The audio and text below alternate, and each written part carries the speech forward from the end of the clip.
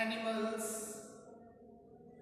This is a poem which tells that the poet feels more comfortable with animals in comparison to when he is with or she is with the people. Walt Whitman is the poet, and he is more familiar to animals in comparison of other people, so he feels himself happy and more easy when he is with the animals. But when he is with the people, he don't feel so comfortable. The poet tells us that he feels more at home with animals than humans, whom he finds complicated and false. तो poet ये मानता है कि जब वो जानवरों के साथ में होता है तो वो अपने आप को ज़्यादा अच्छा महसूस करता है. यहाँ पे टर्म आया है more at home. At home में का मतलब ये है कि इंसान जब अपने घर पर होता है तो काफ़ी रिलैक्स्ड होता है, तो वो अपने आप को काफ़ी रिलैक्स्ड महसूस करता है जब वो जानवरों के साथ में होता है. लेकिन जब वो इंसानों के साथ में होता है तो वो काफ़ी मुश्किलें महसूस करता है, क्योंकि पोएट का ये मानना है कि जो इंसान है उनमें कॉम्प्लिकेशंस बहुत ज़्यादा होते हैं.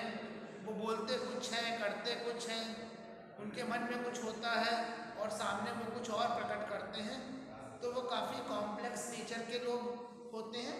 तो जो पोएट है वो अपने आप को इंसानों के साथ में रह करके मुश्किल महसूस करता है, लेकिन जब जानवरों के साथ में होता है तो बहुत ही फ्रैंक, बहुत इजी महसूस करता है. क्योंकि जानवर जैसे होते हैं वो अपना वैसा ही स्वभाव दिखाते हैं. अगर वो उग्र है तो उग्र दिखाते हैं और शांत है तो शांत दिखाते हैं. उनके स्वभाव में कोई बनावटीपन या कोई दोगला चेहरा नहीं होता है जैसा कि इंसानों के पास में होता है. So now starts the poem. I think I could turn and live with animals. They are so placid and self-contained. Poet को लगता है कि उसे इंसानों के साथ में ना रहकर जानवरों के पास चले जाना चाहिए और वहीं जाकर जानवरों के साथ रहना चाहिए. इंसानों के साथ उसको नहीं रहना चाहिए. इंसानों के साथ रहने में उसे मुश्किलें महसूस होती हैं. उसको लगता है कि जानवर जो हैं वो इंसानों के कंपैरिजन में ज़्यादा बेहतर हैं, ज़्यादा अच्छे हैं. वे शांत प्रिय हैं और नियंत्रित हैं, और उनकी जो आवश्यकताएं हैं वो उन तक सीमित हैं. बहुत ज़्यादा वो दूसरों पर निर्भर नहीं रहते और उनकी डिज़ायर्स भी लिमिटेड है. इंसानों की तरह अनलिमिटेड डिज़ायर्स नहीं है. जो उनकी यूजुअल डिज़ायर्स है वही सब उनमें वीडियो बना रहे हैं. तो जैसे कि इंसान होते हैं तो इंसानों की आवश्यकताएं अनलिमिटेड होती हैं. उनकी एक डिज़ायर पूरी होती है, वो दूसरी डिज़ायर शुरू कर देते हैं. अगर वो लोअर क्लास सोसाइटी को बिलोंग करते हैं तो वो अपर क्लास, तो वो मिडिल क्लास में आना चाहते हैं. मिडिल क्लास को बिलोंग करते हैं तो अपर मिडिल क्लास में, और उसके बाद फिर वो अपर क्लास सोसाइटी में आने के बारे में सोचने लगते हैं. हमेशा उनको ये लगता है कि उनके पास पैसे की कमी है. उनको हमेशा आगे बढ़ना है, फाइनेंशियल पोजीशन को स्ट्रॉन्ग करना है, उसे मेंटेन करना है, अपने सोशल स्टेटस को आगे बढ़ाना है. ज़रूरतें उनकी हो ना हो, लेकिन उनके अंदर लालच बेशुमार होता है और वो बराबर हमेशा आगे बढ़ना चाहते हैं. दूसरों को धकेल करके, दूसरों को पीछे करके, दूसरों के ऊपर चढ़ करके वो आगे बढ़ना चाहते हैं, निकलना चाहते हैं. उनकी महत्वाकांक्षाओं की कोई लिमिट नहीं है और हमेशा बनावटीपन उनमें नज़र आता है. वो हमेशा दोगले चेहरे के लोग होते हैं. धोखा उनके हर अंदाज में होता है और इन्हीं सब बातों से पोएट बचना चाहता है और वो जानवरों के साथ रहना और उनसे व्यवहार करना पसंद करता है, क्योंकि जानवर जैसे हैं वैसे ही अपने आप को प्रकट करते हैं. उनमें कोई बनावटीपन नहीं होता. वो एकदम सादी ज़िंदगी जीते हैं और जो उनकी आवश्यकताएं होती हैं बस उन्हीं आवश्यकताओं को पूरा करने के लिए संघर्ष करते हैं और इससे ज़्यादा उन्हें किसी से मतलब नहीं होता. I stand and look at them long and long. तो पोएट जानवरों के प्रति इतना सम्मोहित रहता है कि जब कभी वो जानवरों को देखता है तो बराबर उन्हें एकटक देखता जाता है।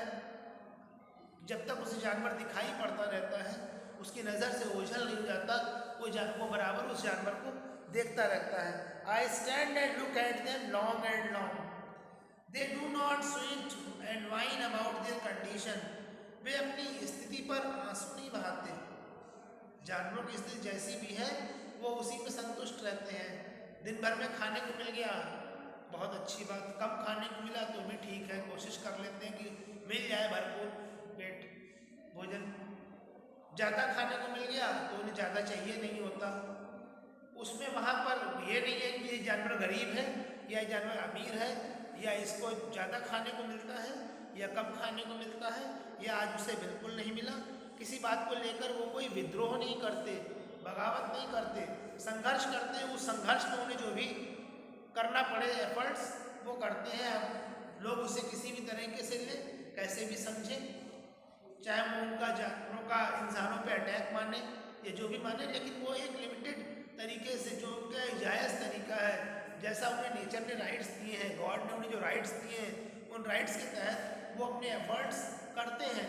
इंसानों की तरह छल प्रपंच नहीं करते जानवर।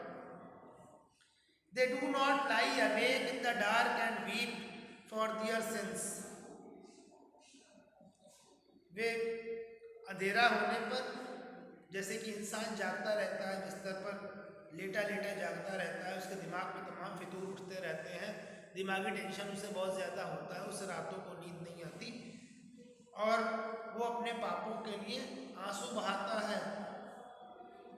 पहले पाप करता है फिर आंसू बहाता है। तो ये सब काम जानवर नहीं करते, ना ही वो पाप करते हैं, ना ही वो आंसू बहाते, ना उन्हें किसी बात का पश्चाताप होता है। और दूसरी बात, वो इंसानों की तरह बेचैन नहीं होते जो अंधेरा होने पर लेटने के बाद उन्हें नींद ना आए। जैसा कि इंसान जागते रहते हैं, अक्सर अपने ऐसे उनके जो कारनामे होते हैं, उन कारनामों की वजह से अपनी मानसिक शांति को भंग करके वो जागते रहते हैं, लेकिन जानवरों में ये सारी चीज़ें नहीं होती। They do not make me sick discussing their duty to God, वो कभी ये नहीं कहते कि उनको ईश्वर की सेवा करनी है, उन्हें ये कर्म करना है, उनके ये ऑब्लिगेशंस है, समाज के प्रति उनकी जिम्मेदारी है, उनको ये अधिकार नहीं मिला, उनका ये फर्ज है जिसे वो नहीं निभा पाए, और हमेशा उसी उधेड़-बुन में लगे रहते हैं। इस तरीके की फितरत जानवरों में नहीं होती। वो कभी भी गॉड के प्रति अपनी ड्यूटी का डिस्कशन करते जैसा कि इंसान किया करते हैं, कभी भी पॉइंट को परेशान नहीं करते। जानवर कभी इस तरह का डिस्कशन नहीं करते जैसा कि इंसान करते हैं और पॉइंट उससे परेशान रहता है। वरना जानवर जो है बहुत ही सिंपल तरीके से रहते हैं, इसलिए पॉइंट में पसंद करता है। इंसान जो है गॉड के प्रति अपनी ड्यूटी को डिस्कशन करके पॉइंट को बीमार बनाए रहते हैं। Not one is dissatisfied, not one is demented with the mania of owning things. इंसान हमेशा अपनी जिंदगी में असंतुष्ट नजर आते हैं, कभी भी खुश नहीं दिखाई पड़ते। संतुष्टि उनके अंदर कभी नजर नहीं आती, सेटिस्फैक्शन से वो कोसों दूर रहते हैं। हमेशा उनके अंदर चीज़ों को पाने की इच्छा, उन्हें अपनाने की इच्छा, हर चीज़ को अपना बनाने की इच्छा लगी रहती है। उनकी महत्वाकांक्षाएं बहुत ज़्यादा होती हैं। जानवरों में ये चीज़ नहीं है, वो एक लिमिट में ही चीज़ों को पसंद करते हैं, एक लिमिट तक ही चीज़ों को पाने चाहते हैं।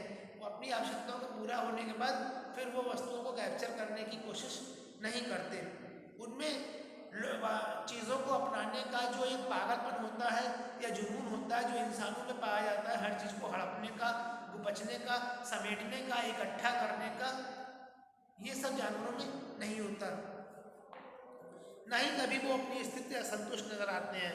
उन्हें दिन भर में खाने को मिल गया तो भी ठीक है, नहीं मिल गया भूखे रहे, बरसात में भीग गए, ठंड अधिक पड़ी, गर्मी अधिक पड़ी, जितनी मुसीबतें वो सब उन्होंने झेली, कभी भी वो जिंदगी से असंतुष्ट नजर नहीं आते। जैसा भी उनको मिलता है वो उसी में संतुष्ट रहते हैं, इंसानों की तरह शिकायतें करते दिखाई नहीं देते। Not one kneels to another nor to his kind that live thousands of years ago. ना ही जानवर इंसानों की तरह एक दूसरे पर दोषारोपण करते हैं,